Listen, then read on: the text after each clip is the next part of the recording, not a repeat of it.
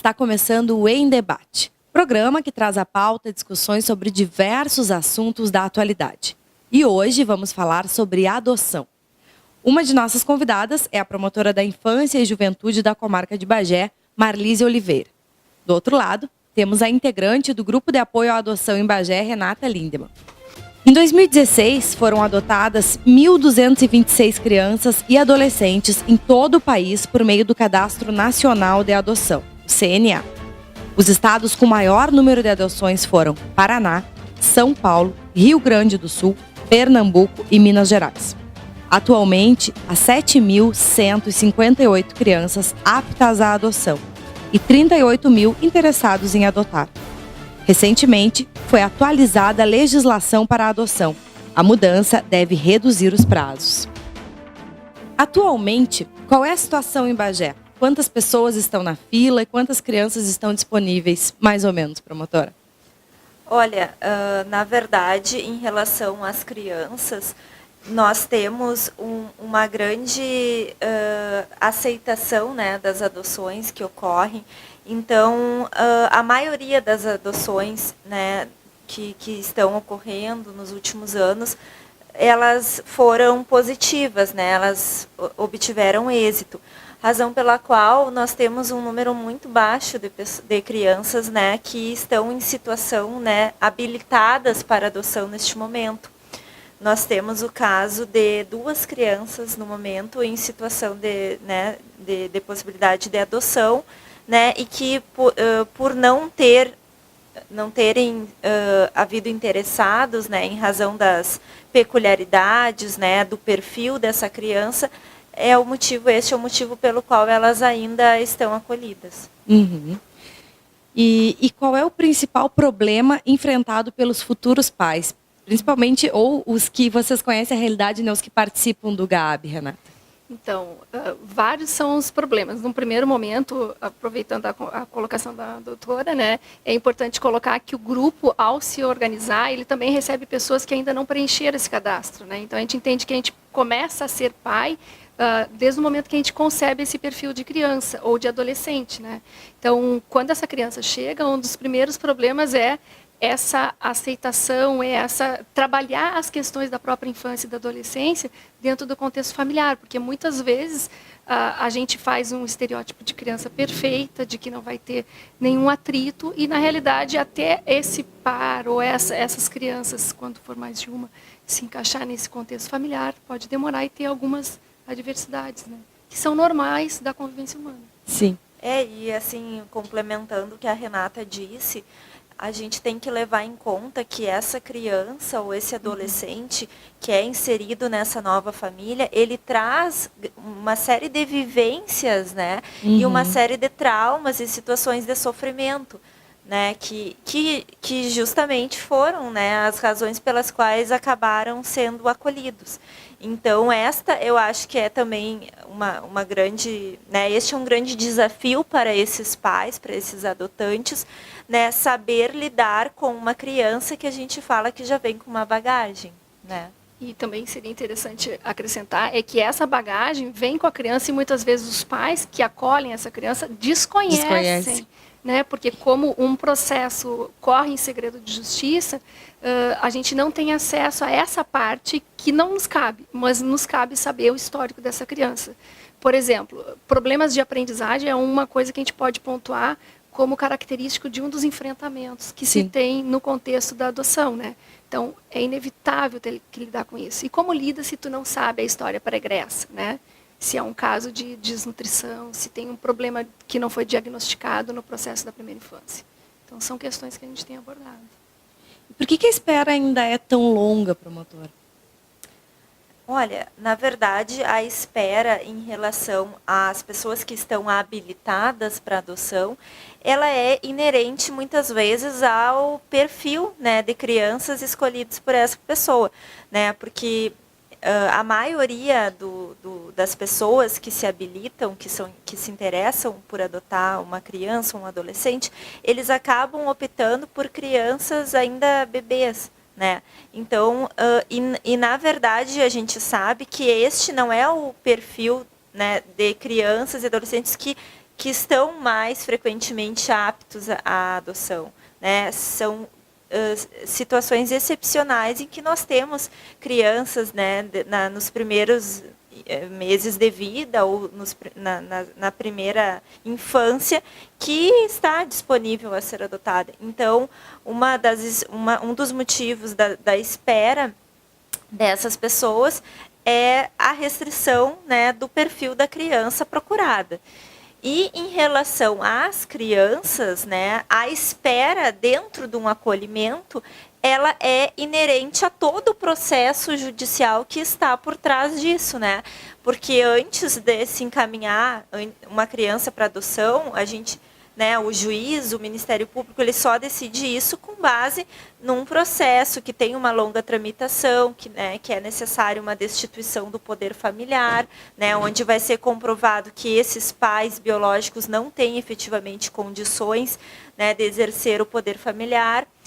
E muitas vezes estes pais eles não aceitam, né, e acabam contestando essa ação judicial e recorrendo da sentença. Que leva tempo, né? O que leva muito tempo, porque a gente sabe que, né, a morosidade do Poder Judiciário é algo que é uma realidade, né, em que pese se tenha, né, uma prioridade na tramitação de processos envolvendo, né, juizado da infância e juventude. Uhum. Eu acho que é interessante colocar também que essa morosidade também está relacionada com o que a lei diz, né? Do nosso ponto de vista de grupo, a gente discute bastante isso, que é o judiciário tem essa preocupação de procurar essa família biológica, mas não só pai e mãe, a família extensa também.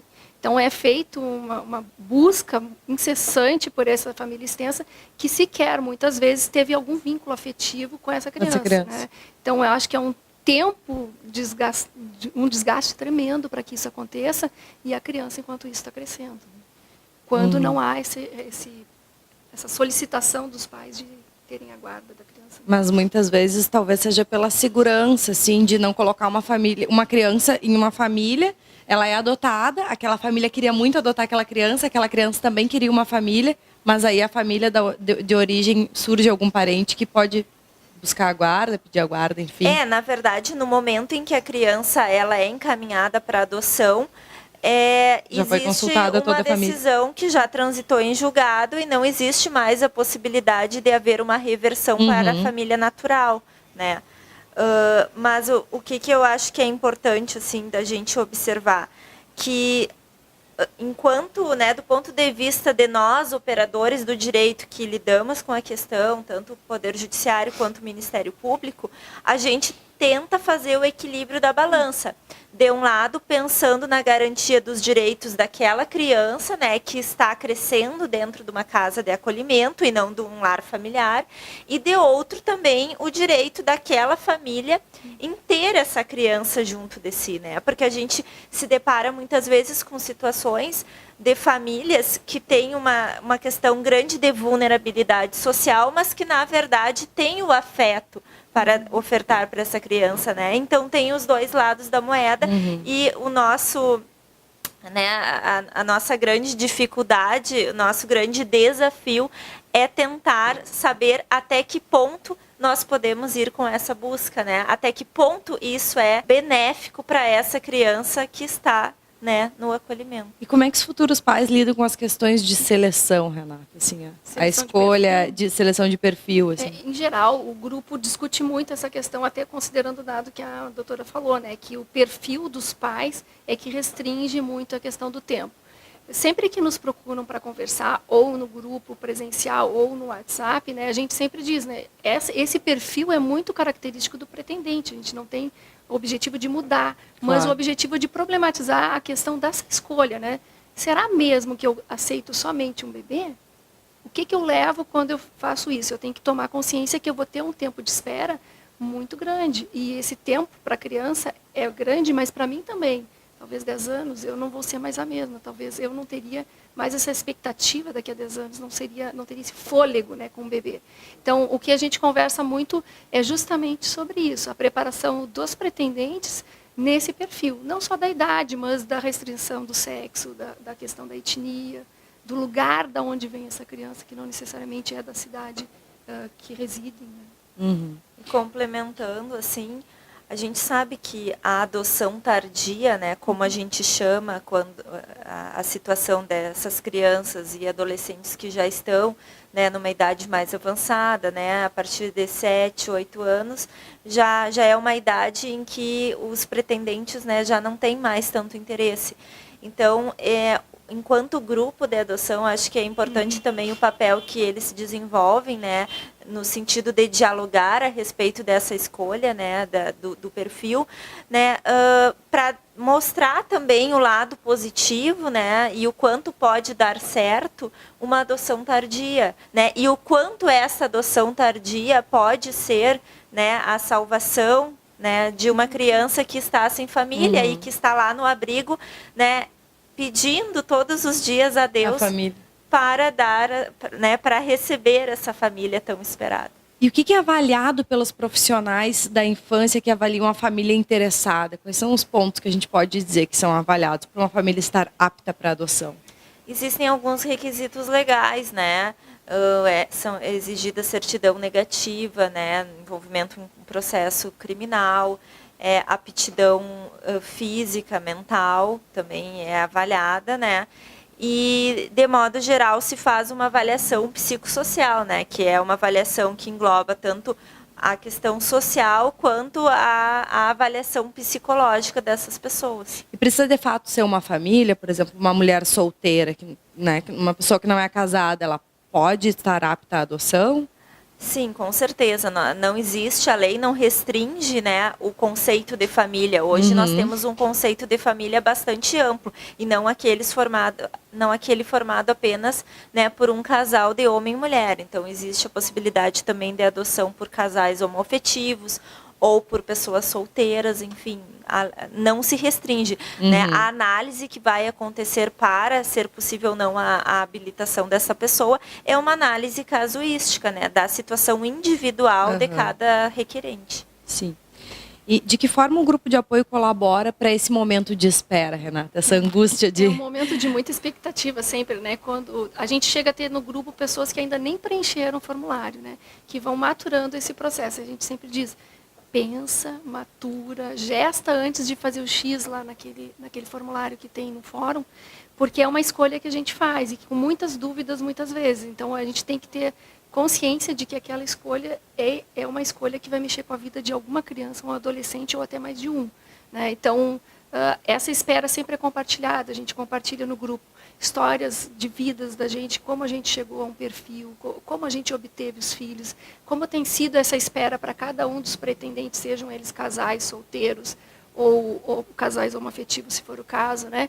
Então, como isso tem sido enfrentado no dia a dia e no cotidiano de cada um. E até socializamos as experiências das famílias que se compõem nesse processo de espera, né, ao longo desse período do grupo. Já aconteceu algum caso de alguém que não podia gestar um filho e dentro do processo de esperar uma adoção acabou engravidando e mesmo assim continuou querendo adotar? Ainda não. A gente diz que as gestações que aconteceram foram todas elas de coração. De coração. Então.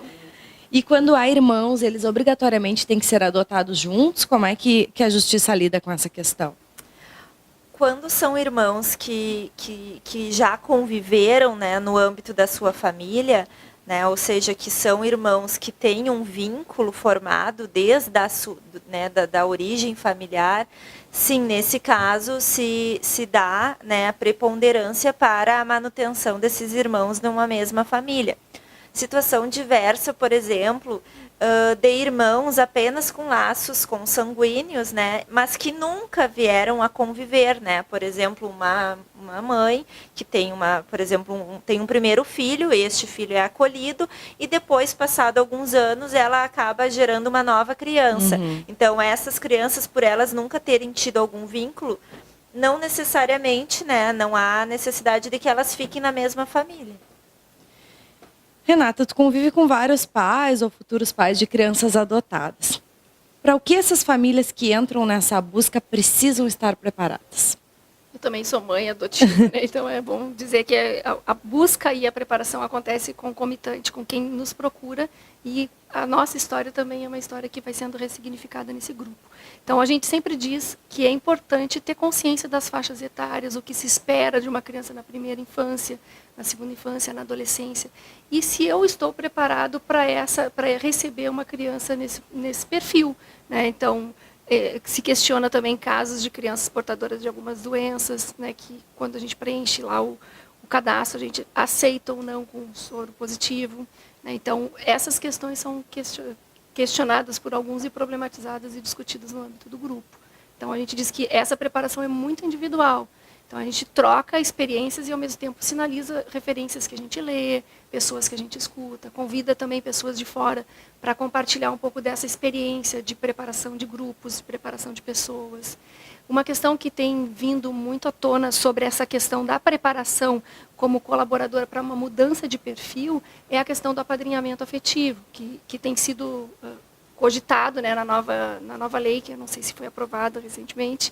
No estatuto ainda não, está sendo avaliada, né? E lá consta como um dos itens o apadrinhamento afetivo, que seria a oportunidade dessa criança ter um convívio familiar, né, com pessoas que gostariam de ter uma criança apadrinhada. Isso aconteceu algum tempo atrás aqui em Bagé, né? Acontecia? Já aconteceu, mas eu não conheço, não sei falar sobre isso, que eu não era daqui. E assim chegamos ao fim do primeiro bloco do Em Debate, que está discutindo sobre a adoção. Depois do intervalo, voltamos com mais uma rodada de perguntas às convidadas. Já voltamos.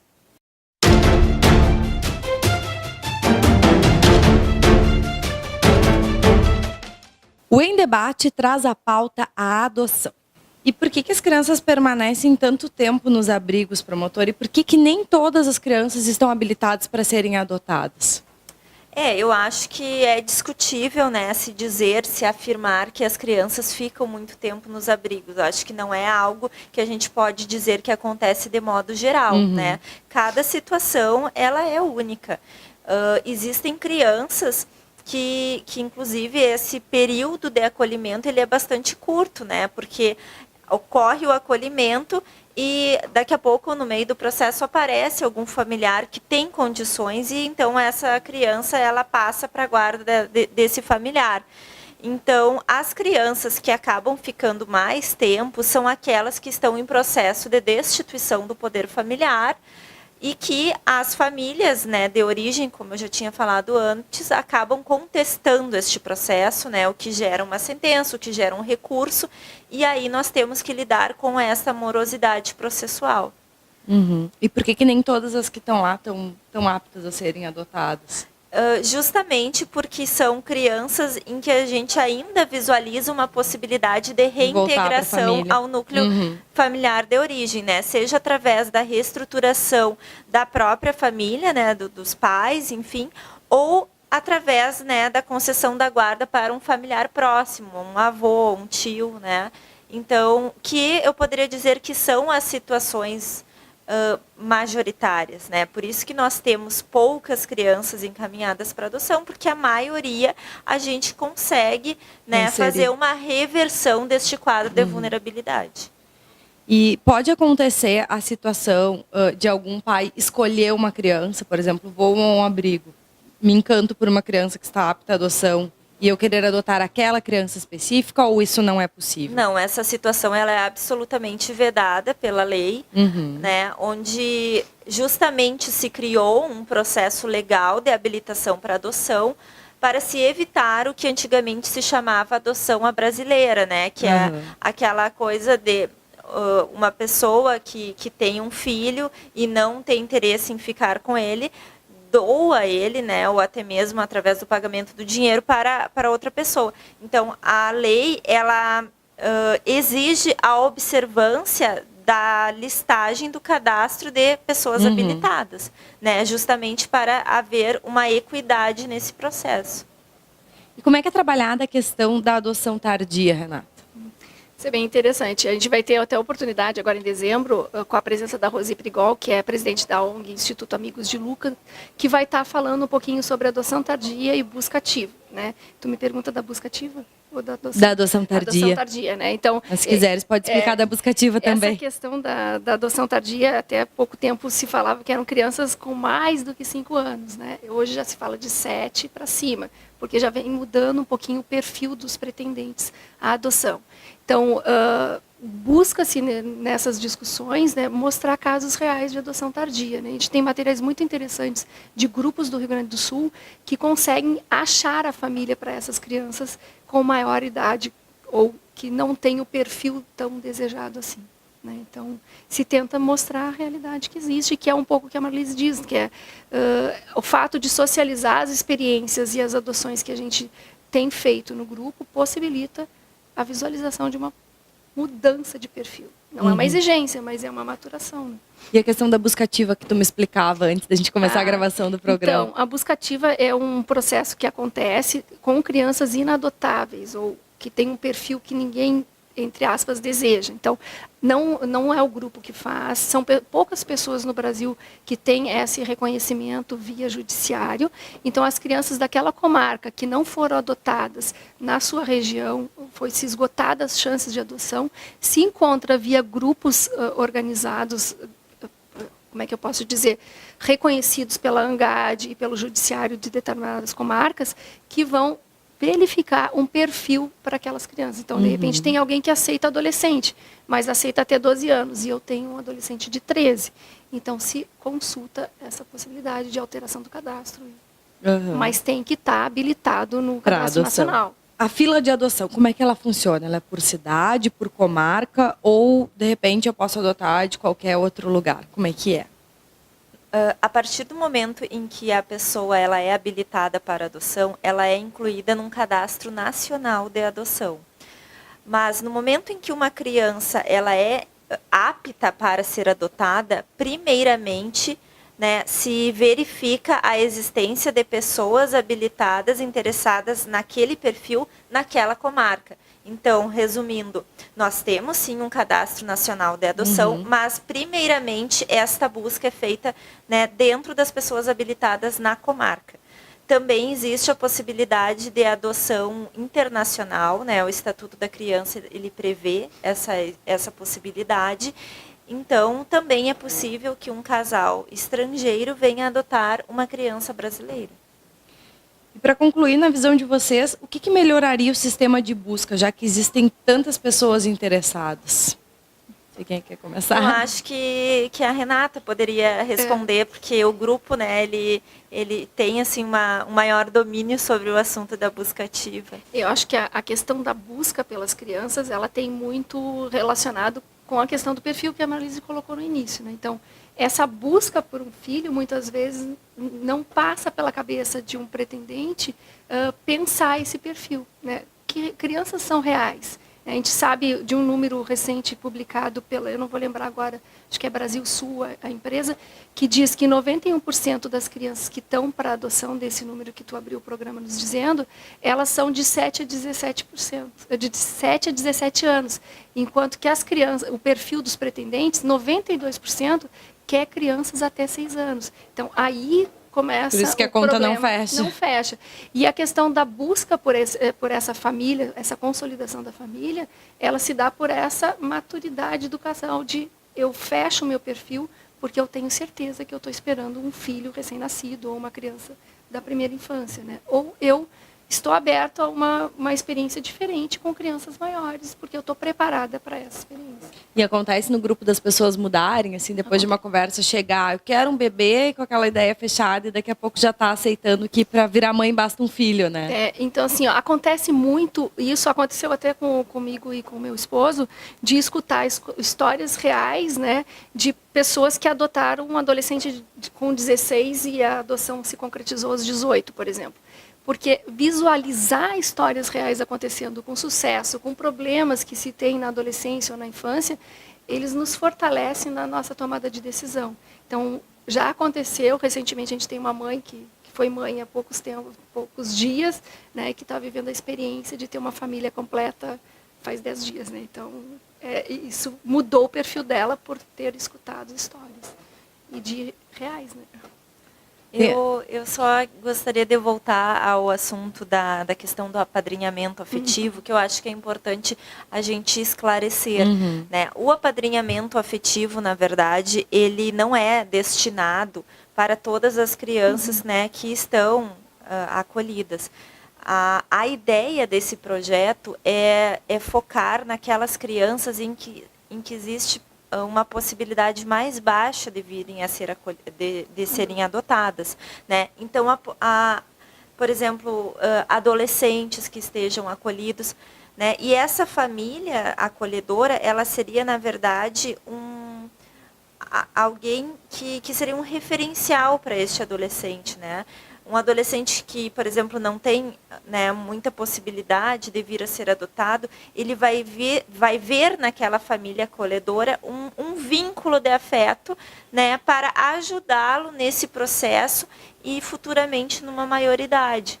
Então, em resumo, o apadrinhamento afetivo, ele pode ou não, né, ser feito por pessoas que estão habilitadas, aí vai depender da comarca e também vai depender da lei, né, se vier a passar esse projeto de lei que dispõe regulamento apadrinhamento afetivo, então isso, né, não se sabe. Mas, por enquanto, nas comarcas em que isso é feito, né, daí vai depender de cada lugar, se vai se permitir ou não pessoas habilitadas, e aí o foco é justamente essas crianças, esses adolescentes, né, em que como a Renata usou o termo, que são, entre aspas, inadotáveis, né, para que essas crianças possam ter um convívio, possam ter uma vinculação extra-abrigo, né. Não sei se vocês querem encerrar, quer deixar alguma mensagem, fazer um convite para o pessoal sobre a palestra, o grupo também, se alguém se interessar, não sei se é aberto a participação. É aberto ao público. Eu gostaria de aproveitar a oportunidade e convidar as pessoas interessadas a discutir o assunto, curiosos, entendidos, ou simplesmente pessoas que queiram socializar suas experiências, a participarem das reuniões do grupo que acontecem mensalmente em algum espaço da Orcamp, em geral uma sala ali. No próximo mês a gente vai estar com a palestra aberta ao público também no Teatrinho da Orcamp, que vai estar abordando adoção tardia e busca ativa com a Rosi Perigol, do Instituto Amigos de Lucas. E é sempre uma oportunidade tê-la aqui conversando um pouco sobre essas questões, né? Embora a Marlise cite que a lei não está regimentando ainda a questão do apadrinhamento, Porto Alegre já trabalha com apadrinhamento afetivo, né? Então a Rosi é uma precursora de como tem sido feito essa implementação lá e vem dando também formação nas prefeituras do Rio Grande do Sul. Acho que era isso. Obrigada. Vai ser no dia 16? 16 de dezembro, no Teatrinho da Orcamp, a partir das 15 horas. Todo mundo convidado, né? Convidados, isso.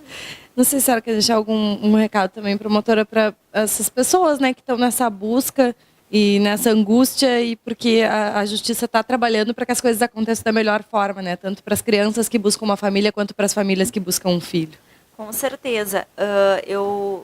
Falando da situação de Bagé, a gente pode dizer que, né, desde o ano passado, onde se teve uma audiência pública realizada aqui mesmo, né, na Câmara de Vereadores, nós estamos vendo muitas transformações positivas, né, nós também, enquanto operadores do direito, Ministério Público, Poder Judiciário, estamos tentando também, né, envidar esforços para melhorar a nossa atuação e tornar, enfim, os casos mais céleres, né, do ponto de vista da tramitação. Então, eu acho que o recado é esse. E em relação às pessoas que têm dúvidas em relação à adoção, eu acho que é de extrema importância, de extrema valia a participação dos encontros no grupo de apoio à adoção, né, que nós, enquanto órgão ministerial, nós apoiamos, né, e temos uma excelente parceria com o GAAB. Então, eu acho que é muito importante que todos busquem, né, maior conhecimento acerca dessa temática. Né? E agradeço, então, a oportunidade de estar aqui hoje. Muito obrigada, a gente que agradece a disponibilidade de vocês. Vocês querem deixar algum telefone de contato do grupo, Renata? O grupo a gente consegue acessar bastante, é pelo Facebook mesmo, é só procurar GAAB, que é G-A-A-B, e aí a gente aceita como curte, segue, e ali a gente socializa matérias, vídeos e também as datas e locais das reuniões. Muito bem, então, obrigado por aceitar nosso convite, pela disponibilidade de vocês para falar sobre esse assunto que é tão importante. E se você tem uma sugestão de assunto para o Em Debate, mande para nós. Voltamos na próxima semana.